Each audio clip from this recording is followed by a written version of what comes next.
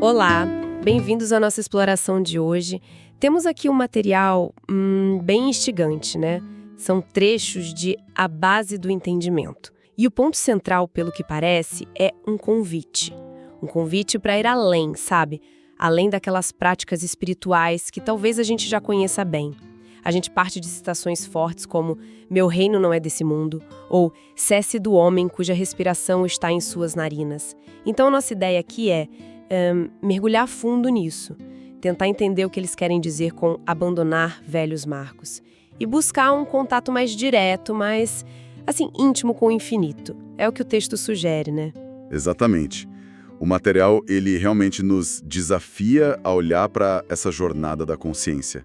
Quer dizer, sair de um lugar que é familiar. A nossa zona de conforto espiritual, digamos assim. Isso, perfeito. Onde a gente talvez se apoie muito em afirmações, negações, até orações prontas, fórmulas que a gente aprendeu. E a ideia é adentrar um território novo, um espaço mais interno que, bom, como o texto mesmo aponta, pode parecer meio sem apoio no começo, né? Mas é um movimento clássico. Se a gente pensar bem, em várias tradições místicas, a gente vê isso. A passagem do suporte externo para a realização que vem de dentro. O texto usa uma metáfora ótima para descrever esse ponto de partida. Uma cidade bem conhecida, um estado de consciência familiar. Lá a gente conhece a rotina, afirmações, negações, orações que outros nos deram. Quem sabe até aquele clichê, deixa isso com Deus. Temos muitos apoios, né? Muitas muletas. Vamos desempacotar isso.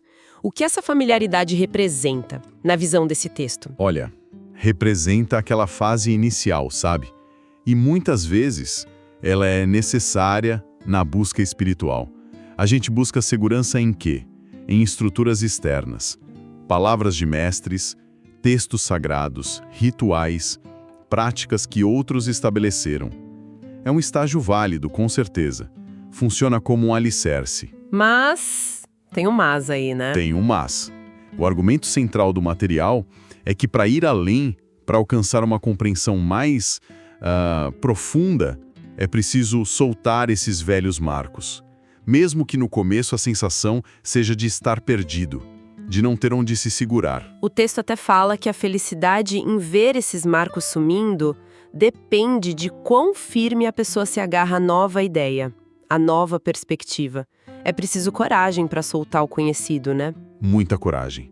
Soltar o conhecido para abraçar o desconhecido, mesmo que esse desconhecido seja a própria presença interior. E essa decisão de soltar, como você disse, não é algo simples. Não mesmo. E leva a um estado onde, como o texto descreve, tem poucos postos de orientação. E aí que entra a experiência do silêncio. Sim, essa parte é bem intensa. O texto descreve assim: fechar os olhos em silêncio e sentir um aperto, uma sensação de estar sozinho com Deus, mas um Deus que parece em nenhum lugar à vista ou ouvido. A comparação é forte, tipo nadar no oceano e perder a terra de vista. Uau!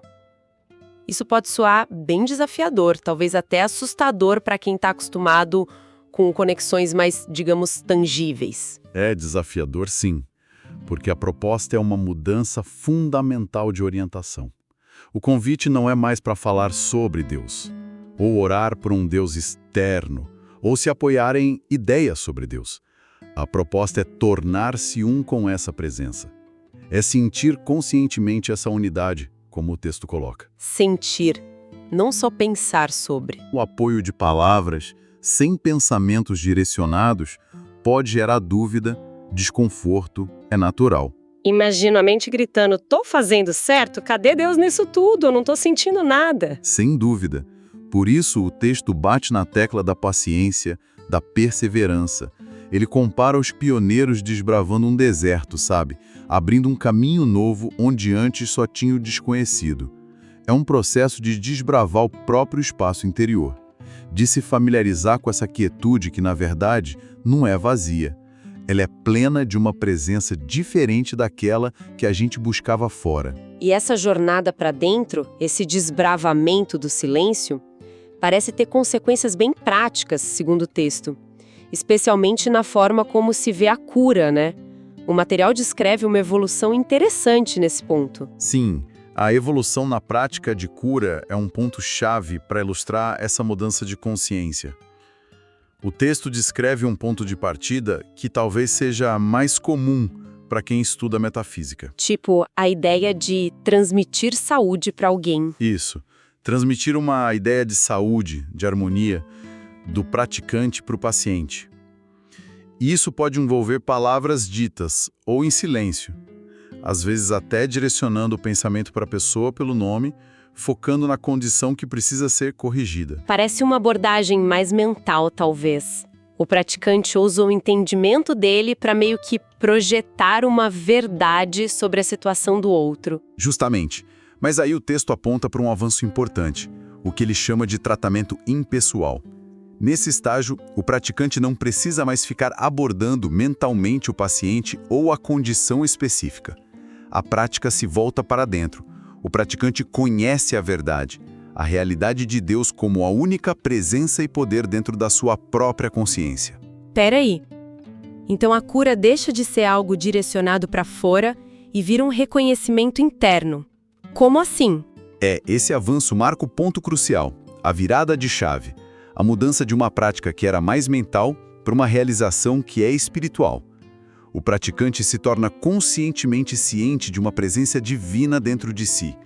O foco sai das declarações sobre a condição, sobre a pessoa. E vai para onde? Vai para a compreensão profunda de que Deus é a própria vida, a própria substância, a mente única e onipresente.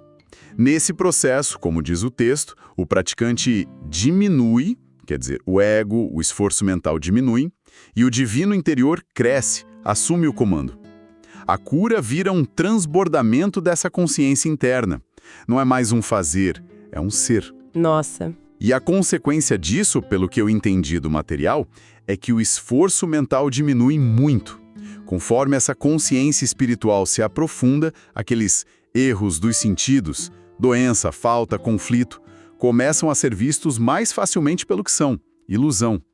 O mundo físico, que a gente percebe pelos sentidos, começa a ser visto como uma miragem. Isso. É uma mudança radical de perspectiva. Não tem mais que ficar lutando contra pecado, doença, erro. E o que eu acho particularmente interessante é a analogia com a matemática que o texto usa para explicar isso. É muito boa. Qual era mesmo? Alguém que entende os princípios da matemática sabe que 12 vezes 12 é 144. Ponto. Não tem esforço mental nisso. Não tem que ficar tratando a possibilidade de ser 143 ou 145. Verdade. A resposta correta é óbvia para quem entende o princípio.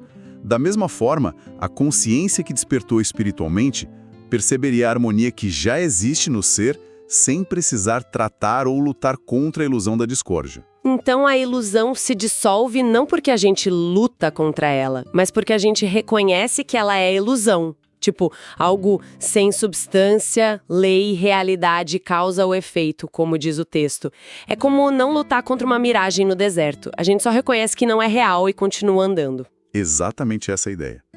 O reconhecimento da natureza ilusória da aparência é o próprio dissolver da ilusão. Não precisa de esforço de batalha mental. Precisa de clareza de percepção. E essa clareza vem dessa sintonia com a realidade interior. E isso nos leva de volta para aquela citação fundamental do início: meu reino não é deste mundo. O texto diz que essa é a revelação mais tremenda da Bíblia, e a interpretação que ele dá é: meu reino é o reino do Espírito, a realidade divina, o eu sou, e este mundo seria o universo dos conceitos humanos, da percepção limitada pelos sentidos, o que o texto chama de ilusão, de miragem. É isso aí. A implicação disso é, uau, é profunda e para muita gente talvez chocante. Não haveria nada da natureza do reino do Espírito, da realidade divina, neste mundo que a gente vê e toca. O mundo da forma, das aparências, seria de outra natureza, completamente diferente. É uma afirmação radical, não há dúvida. E o texto não foge das consequências disso, não. Para ilustrar esse ponto de um jeito bem forte, ele menciona eventos históricos trágicos. Sim, a Segunda Guerra, tornados, acidentes. Exato, e lança a pergunta provocadora: onde Deus estava nesses momentos? Essa parte é difícil de engolir para muita gente, imagino. O texto afirma que a guerra na Alemanha só acabou pela derrota militar e no Japão pelas bombas atômicas, não por uma intervenção divina direta que mudou o curso dos eventos ali, naquele cenário de conflito. E cita de novo, Deus não faz acepção de pessoas e cessai do homem, sugerindo que não adianta buscar a causa ou a solução no nível humano, fenomênico, nem ficar esperando um Deus que interfira seletivamente nas regras dessa ilusão. Pois é uma perspectiva que pode bater de frente com visões mais tradicionais, de um Deus intervencionista. Mas, se a gente conectar isso com todo o quadro que o texto está pintando, a ideia não parece ser negar Deus ou a realidade última, mas sim redefinir, e de forma radical, a relação dessa realidade com o mundo dos fenômenos, com este mundo. Como assim redefinir? Nessa visão, Deus ou a realidade não opera dentro da ilusão, do sonho humano, do jeito que a gente geralmente espera. Não interfere diretamente, não favorece um em detrimento do outro, não fica consertando a miragem por dentro dela. Ok. Mas então, se a realidade divina não opera dentro deste mundo, qual é a esperança? Qual o caminho que o texto propõe? A gente fica abandonado aqui nessa ilusão? A resposta que o texto aponta está em outra citação bíblica fundamental. Vocês devem nascer de novo. E ele especifica, do Espírito. O caminho não é tentar consertar a miragem, mas despertar dela.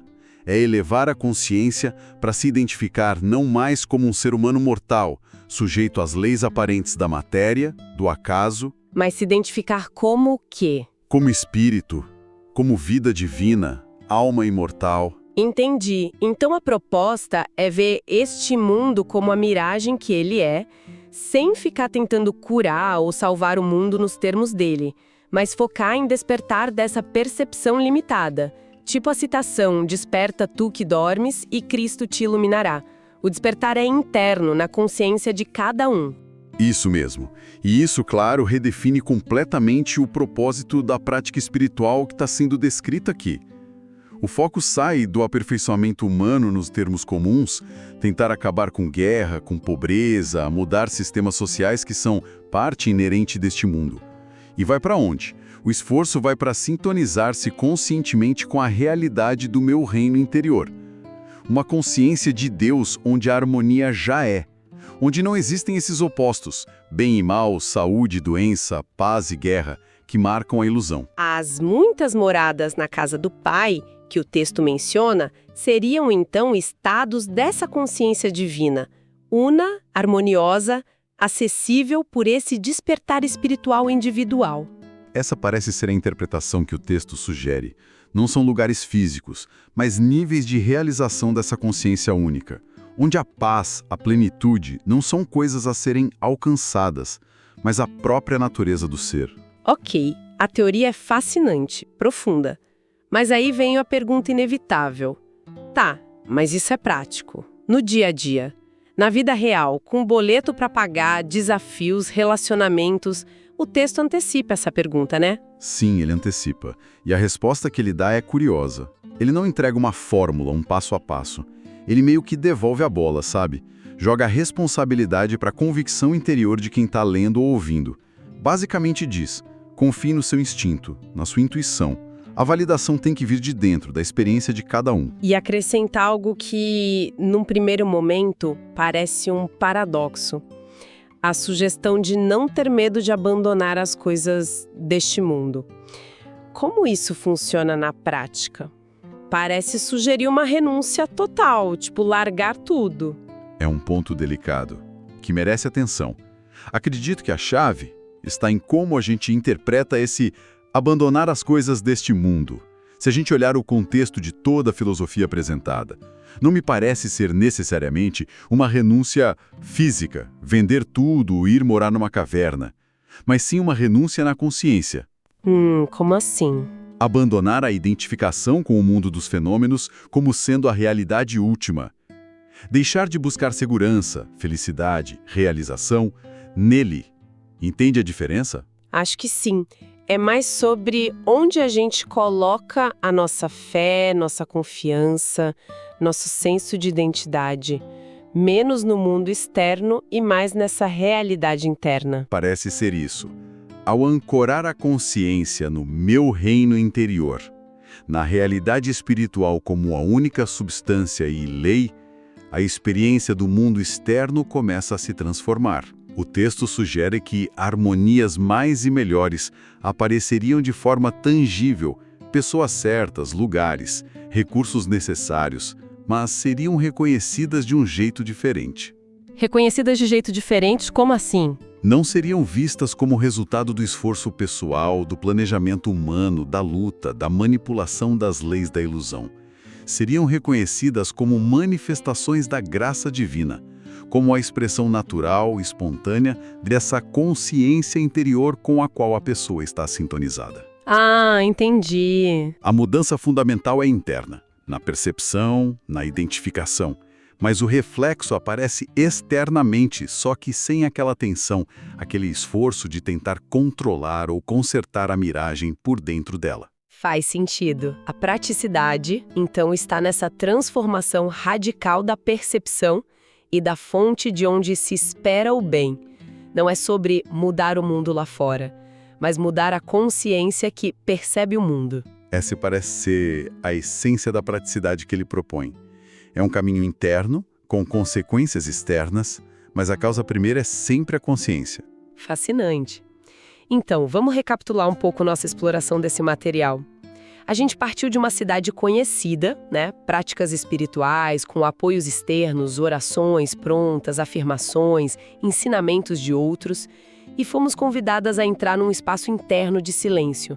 Um contato direto com o infinito que, no começo, pode ser meio desconcertante, pela falta das referências habituais. Isso. Vimos como essa jornada para dentro se reflete numa evolução da prática, usando a cura como exemplo, passando de um foco mental direcionado para uma realização espiritual impessoal.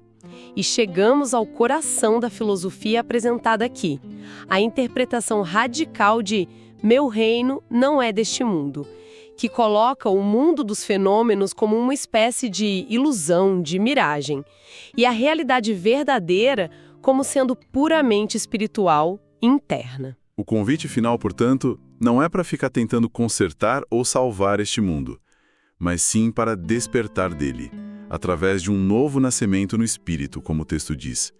A chave mestra parece ser essa transformação profunda da consciência, cultivando a confiança na intuição, na presença interior como a única fonte, a única substância de todo bem. E essa nossa conversa, essa imersão, nos deixa com uma questão para a gente continuar pensando, né?